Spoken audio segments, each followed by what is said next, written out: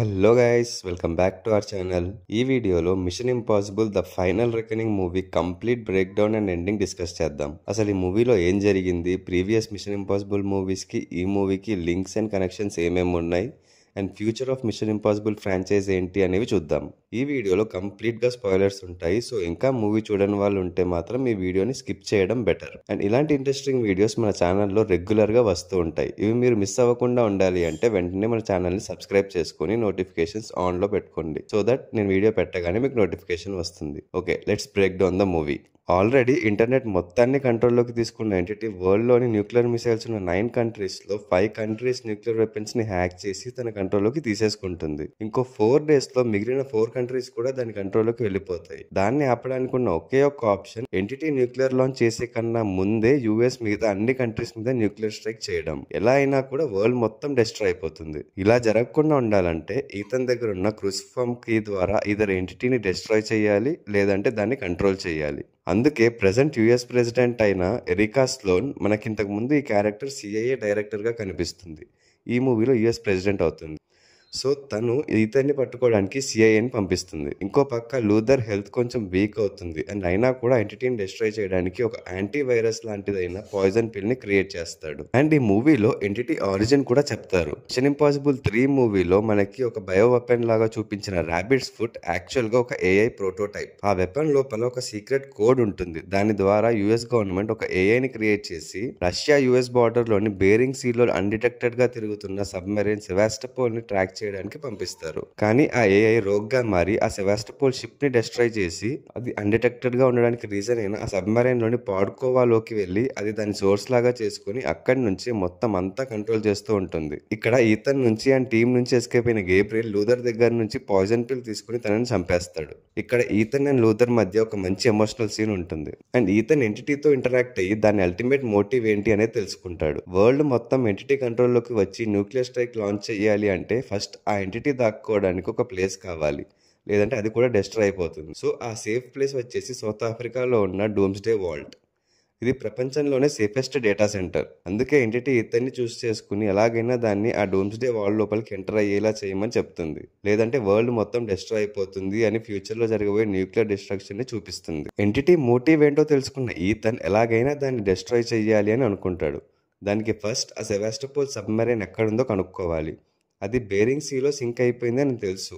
దాని exact coordinates అక్కడ దగ్గరలోని ఒక ఐలాండ్లో ఉన్న ఒక కమాండ్ స్టేషన్లో రికార్డ్ అయి ఉంటుంది అని బెంజీ, గ్రేస్, ప్యారిస్ అండ్ డెగాస్లని అక్కడికి పంపిస్తాడు. అండ్ ఆ కోఆర్డినేట్స్ని ఈతన్కి పంపడానికి డిజిటల్గా కాకుండా అనలాగ్ వేలో అంటే మార్స్ కోడ్ ద్వారా పంపమని చెప్తాడు. అలాగే ఆ కోఆర్డినేట్స్ ఉన్న ప్లేస్ దగ్గరికి డీకంప్రెషన్ ఛాంబర్ తీసుకొని వస్తే పాడ్కోవాని రిట్రీవ్ చేసుకున్న తర్వాత ఈతన్ని సేవ్ చేయడానికి యూజ్ అవుతుంది. సో ఇది ఈతన్ వేసిన ప్లాన్. కాకపోతే ఈ ప్లాన్ ని ఎవ్వరికి చెప్పడు. మిగతా టీం మెంబర్స్ ని ఆ ఐలాండ్ దగ్గరికి పంపిన తర్వాత ఈతన్ పోలీసులకు సరెండర్ అయిపోతాడు. ఈతన్ ని ప్రెసిడెంట్ దగ్గరికి తీసుకెళ్తున్నప్పుడు ప్రీవియస్ మూవీలో మనకు కనిపించిన ఆఫీసర్ బ్రిగ్స్ కనిపిస్తాడు. అండ్ ఇతని రియల్ నేమ్ వచ్చేసి Jim Phelps. First mission impossible మూవీలో టీం ని చీట్ చేస్తాడు కదా, ఆ జిమ్ ఫెల్ప్స్ కొడుకు. వాళ్ళ ఫాదర్ చనిపోవడానికి కారణం ఈతనే అని, అండ్ ఈతన్ ఎప్పుడు ఆర్డర్స్ ఫాలో అవ్వకపోవడం వల్ల ప్రతిసారి ఏదో ఒక నాశనం జరుగుతుంది అని ఈతన్ హేట్ చేస్తాడు. ప్రెసిడెంట్ తో బ్రీఫింగ్ లో ఈతన్ తన ప్లాన్ మొత్తం చెప్పకుండా ఏం చేయాలనుకుంటున్నాడో చెప్తాడు. ఎంటిటీని డిస్ట్రాయ్ చేయాలంటే నా ఒక్కడి వల్లే అవుతుంది అని, తనకి ఒక ఎయిర్ క్రాఫ్ట్ క్యారియర్ కావాలి అని చెప్తాడు. కానీ ప్రెసిడెంట్ వినకుండా అరెస్ట్ చేయమని చెప్తుంది, కానీ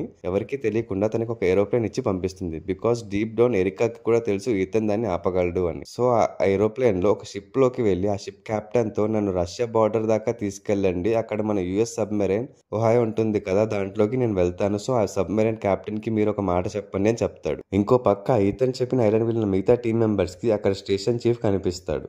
అండ్ ఈ చీఫ్ మరెవరో కాదు, ఫస్ట్ మూవీలో లాంగ్లేలోని సిఐఏ హెడ్ క్వార్టర్స్ నుంచి ఎన్ఓసీ లిస్ట్ దొంగతనం చేస్తాడు కదా, అప్పుడు మనకు కనిపించిన సిఐఏ సెక్యూరిటీ అనలిస్ట్ విలియం డాన్లో. ఆ మూవీలో తన వల్ల నాక్ లిస్ట్ పోయింది అని మనుషులు ఎవ్వరూ లేని ప్రదేశానికి పంపేయమని చెప్తాడు కిట్రిడ్. సో ఆ డాన్లోనే ఇక్కడ ఈ కమాండ్ స్టేషన్ కి చీఫ్. కానీ బెంజీ వాళ్ళు వచ్చే లోపే రష్యన్స్ కూడా ఆ కోఆర్డినేట్స్ కోసమే ఆల్రెడీ అక్కడికి వచ్చి ఉంటారు. బట్ ఎలాగోలా రష్యన్స్ ని మ్యానిపులేట్ చేసి ఆ కోఆర్డినేట్స్ తీసుకుని గ్రేస్ ప్లాన్ ప్రకారం డీకంప్రెషన్ ఛాంబర్ తో ఆ సెవాస్టోపోల్ మునిగిపోయిన ప్లేస్ కి వెళ్తుంది. ఇక్కడ స్టేషన్లో మిగతా వాళ్ళు రష్యన్స్తో ఫైట్ చేసి లాస్ట్ మూమెంట్లో ఆ కోఆర్డినేట్స్ని మార్స్ కోడ్ ద్వారా ఇతనికి పంపిస్తారు. ఆల్రెడీ ఇంతకు ముందు చెప్పినట్టు యుఎస్ సబ్మెరైన్లో ఉన్న ఈతన్ వాళ్ళు క్రియేట్ చేసిన అడ్వాన్స్డ్ మార్క్ 7 సూట్ వేసుకుని ఆ సెవాస్టోపోల్ ఉన్న ప్లేస్కి వెళ్తాడు. బట్ ఆ సెవాస్టోపోల్ చాలా లోతులో ఉంటుంది. ఈ సూట్ ఉన్నా కూడా నువ్వు చాలా జాగ్రత్తగా ఉండాలి. ఎగ్జాక్ట్ గా 20 minutes లో నువ్వు ఆ పాడ్కోవా తీసుకుని బయటకు వచ్చేయాలి. లేదంటే ఆ ప్రెషర్ కి ట్రెమర్స్ వస్తాయి. బాడీ అండ్ మజిల్ మూవ్మెంట్ ఉండదు. జస్ట్ సెకండ్స్ లోనే చనిపోతామని చెప్తారు. అండ్ వీళ్ళ షిప్ ని ట్రాక్ చేస్తూ రష్యా వాళ్ళు ఫాలో చేస్తూ ఉంటారు. సో వాళ్ళకి సెవాస్టోపోల్ ఎక్కడుందో తెలియకుండా ఉండాలి అని షిప్ ని ఆపకుండా అది రన్నింగ్ లో ఉన్నప్పుడే ఈతన్ షిప్ లో నుంచి దూకేస్తాడు. ఇక్కడే మనకి ఈ మూవీలో ఫస్ట్ క్రేజియస్ట్ స్టంట్ అయిన అండర్ వాటర్ సీక్వెన్స్ వస్తుంది.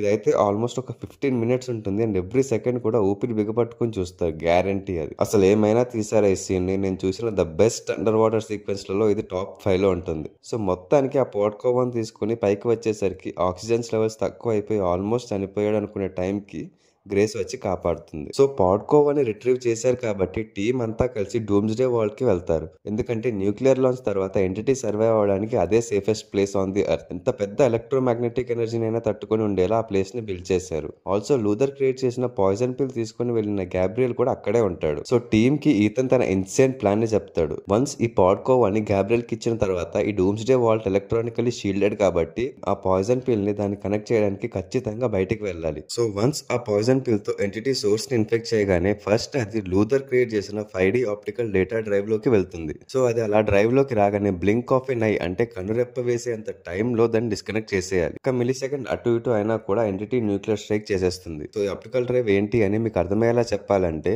హారర్ మూవీస్ లో ఆత్మలని బంధించడానికి ఒక జార్ లాంటిది యూస్ చేస్తారు కదా. ఇక్కడ ఎంటిటీ దెయ్యం అయితే ఆప్టికల్ డ్రైవ్ అనేది దాన్ని ట్రాప్ చేసే జార్. సో కరెక్ట్ టైమింగ్ తో ఈ డ్రైవ్ ని డిస్కనెక్ట్ చేయాలి కాబట్టి ఈ పని గ్రేసే చెయ్యాలి అని చెప్తాడు. ఎందుకంటే చాలా తెలివిగా జస్ట్ మనం అటు నుంచి చూసే లోపే మన దగ్గర ఉన్న వస్తువులు కొట్టేస్తుంది. సో అందుకే గ్రేస్ అయితేనే కరెక్ట్ టైమింగ్ లో దాన్ని డిస్కనెక్ట్ చేయగలదు అని చెప్తాడు. ఇంకో పక్క వైట్ హౌస్ లో అసలు ఇతను ఏం చేస్తున్నాడు, బతికే ఉన్నాడా లేదా అని ఏం ఇన్ఫర్మేషన్ ఉండదు. అండ్ టైం కూడా అయిపోతూ ఉంటుంది.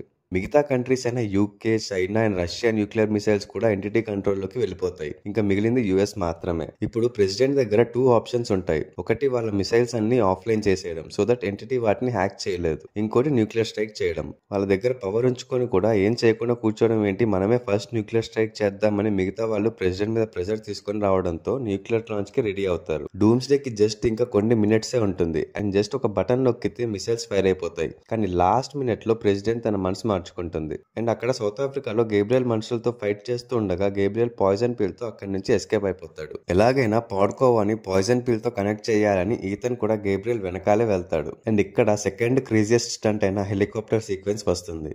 అసలు నిజంగా 62 years లో ఇలాంటి స్టంట్స్ చేస్తున్నారు అంటే నిజంగా టామ్ క్రూజ్ కి హ్యాట్స్ ఆఫ్ చెప్పాలి.